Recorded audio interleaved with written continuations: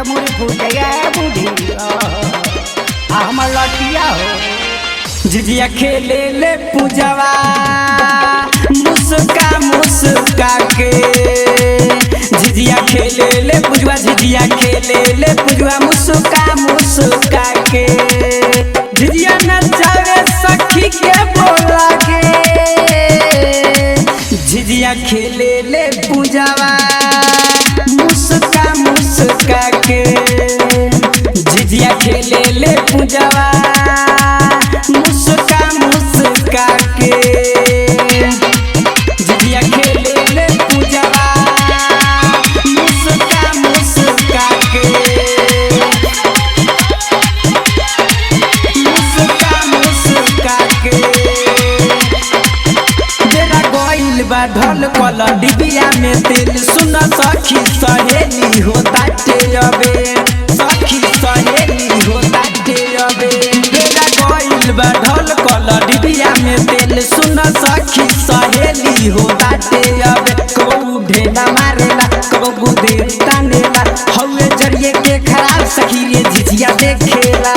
अरे मुझौसा हमर झिझिया फोड़ देलस रे, डंडी के गाड़ी देवे थपरी बाजा के।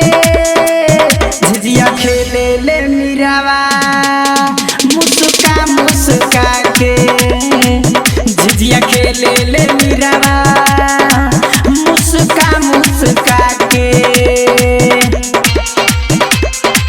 झिझिया खेले ले पूजवा मुस्का मुस्का के, मुस्का मुस्का के। झिझिया फूटे ना सखी धल अपना हाथे, राइटर प्रमोद बेदर्दी चढ़ल जाता माथे, प्रमोद बेदर्दी चढ़ल जाता माथे। झिझिया फूटे ना सखी धल अपना हाथे, राइटर प्रमोद बेदर्दी चढ़ल जाता माथे। उठा के मारे ढेला संगे में सोनू अकेला, सुपारी फैशन रविबो के रहता हुए झमेला हो। अरे निहवा अरे चल एकरा बात से कंप्लेंट करी। झिझिया फोड़ेला राहुल राजा के बोला के, झिझिया खेले ले नेहावा मुस्का मुस्का के। झिझिया खेले ले नेहावा मुस्का मुस्का के।